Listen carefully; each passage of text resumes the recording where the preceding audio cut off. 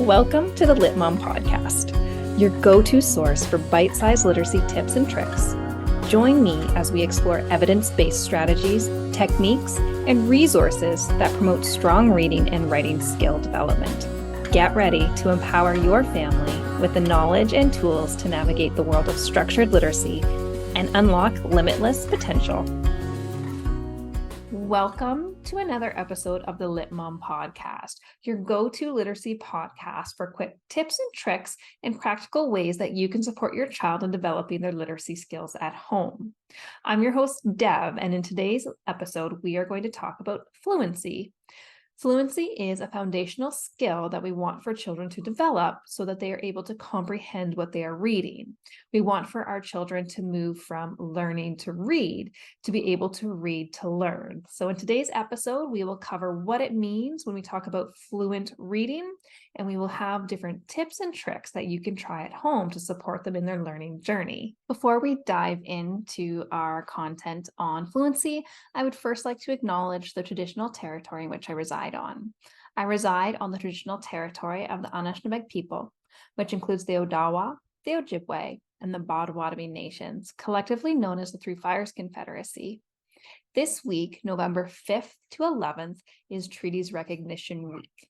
One resource that I encourage you to check out is through Anishinaabe.ca, and they go over what is a treaty, what is a promise. They talk about wampum belts, lots of really great information, again, for our own learning around treaties, but also to use in the classroom if you're an educator listening in. So if you haven't checked out this resource before, I will put it in the show notes so you can take a little peek and do some learning on your own. To start, it is important to talk about what fluency is in simple terms. Fluency has three key areas that we like to talk about. So when we talk about fluent readers, we focus on their accuracy in being able to read text with minimal errors. They are also going to have the ability to read smoothly, whether it's simple sentences, a full text, or passage, but they're reading it smoothly like they're having a conversation with someone. And the last piece is their expression. Are they able to read as if they're having a conversation, where they're going to change their tone of voice, their expression, the volume that they're using, so that it comes across more natural and not just like we're reading off of paper? So those are three things that we like to consider when we talk about developing our fluency skills. Fluency is considered the bridge when we talk about word recognition and comprehension. It's going to bridge the gap between the two and have our children being able to take their recognition of words, their understanding of words, and pull it all together to actually comprehend what they're reading, which is, again, the goal when it comes to reading, not only at school, but in everyday life. We want for our children to be able to read to learn and move past just learning to read. So fluency is a really crucial and complex skill that we want for children to develop. Reading fluency is a crucial component of proficient reading because it allows for the reader to understand and make meaning of the text that is in front of them instead of spending more time focusing on the mechanics of the words and reading.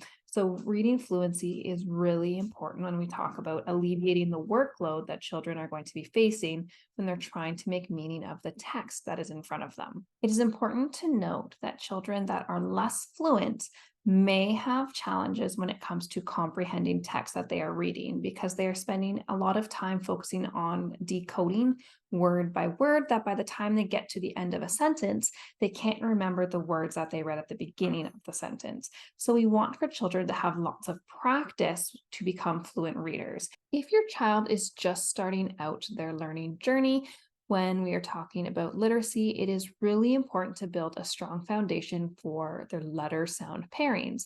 This might mean that you are going to have them focusing on looking at a group of letters on a piece of paper, letters that you have explicitly talked about, or you know they have talked about at school if the teacher is communicating this with you, and they can point to each letter and they can tell you the letter name and the sound that it spells. So for example, if you have the letter M to start, they can say M spells M. The next one might be O. O spells ah. P spells P, and go through that way so that they are getting the repetition of the letter name, but also the sound that it spells. You're beginning to build that letter naming fluency that they're going to then take on and move over to reading and decoding simple words. But you want for them to have a strong understanding of the letter and sound pairings first, so that they're able to take that information to apply it to decoding words. Once your child has a handful of letter sound pairings that they know, you can start to create simple words with them. So if you have taught them or they have learned T, A, and P, I can put those together to make a bunch of different words that they can practice decoding. Tap, pat, for example, they can see on paper and practice using their skills to become more fluent in decoding simple words. One thing to consider if your child is working on fluency and you're wanting for them to build up their comfort level with fluently being able to read words, you can have a strip of paper or post-it notes and allow for them to use an action figure, a doll, a Barbie, cars, and just move along using whatever toy they would like to decode and read the word and move to the next one to help them build their fluency and build that automaticity with reading and decoding words, just starting with individual words and then moving on into sentences. You can put sentences around your house, you can put words around your house and have them go around and have to read them out loud to you. Again, the key piece here is that they are going to read out loud. We don't want for children to read silently when they are just becoming fluent readers. By reading out loud, we are going to be able to hear their thought process.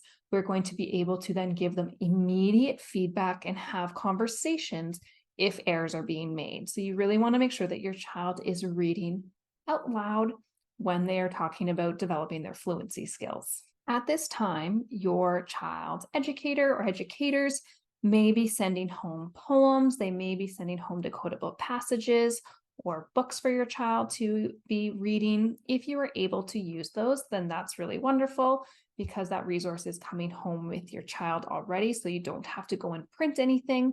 One option is, again, the U-Fly decodables are available that would allow for them to practice reading to you for fluency purposes.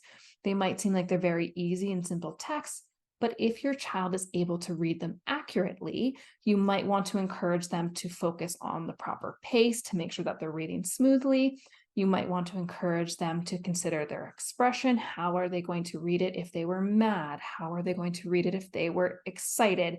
If they were reading it underwater and have them plug their nose?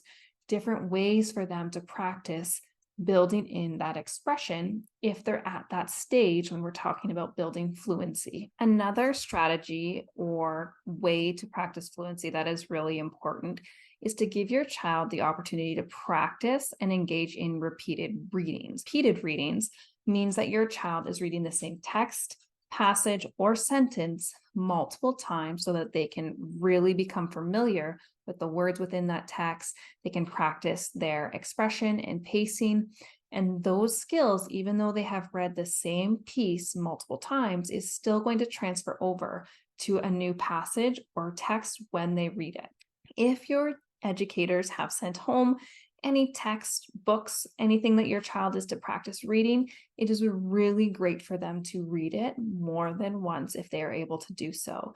It'll also help to build their confidence as they begin to read it for the third time versus the first time and see that they're able to move through it more fluently than they did the first time they read it. Of course, another key way that your child is going to build their fluency is by watching you read to them. If you are able to read to them, again, through read alouds, they are going to see what it looks like to read fluently. They're going to look to you for that modeling, to see what you are doing to read accurately, what is your pace like, what is your expression like as you read different stories to them when you are talking in different characters.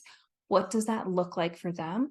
And it's really great to see a family member engage in this process so that you are going to model it for them. So as often as you can, I always encourage read aloud, read often, and do it together so that they can see you enjoying the process as well. As always, it's really great if you can incorporate the reading and building of fluency into games. It might be games where they are picking up cards and they are having to read them to be able to keep them. You can do bingo, you can play Go Fish or matching games. There's lots of really great ways that you can easily include becoming fluent in reading in simple ways. As always, I think it's really important to talk about how we have conversations with our children, making sure that our conversations are meaningful, but so that they're able to express themselves and their thinking. We're also building up their vocabulary during this time so that when they come across these words, they're going to be able to read them and recognize them. And it's not going to cause for them to spend more time trying to figure out what the word is, what the word might mean, and take away from comprehending the whole content piece.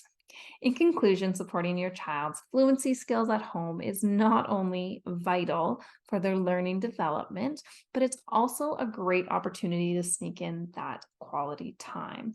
I will share that Emerson often asks for me to sneak in an extra book after he has gone to bed. And while at times it is one of those moments where you just want for your child to go to bed and get the rest that they need, but when he asks to have that time to read a book together, I have a hard time saying no. So we'll often sneak an extra book where he is going to see me modeling for him what it is like to read fluently.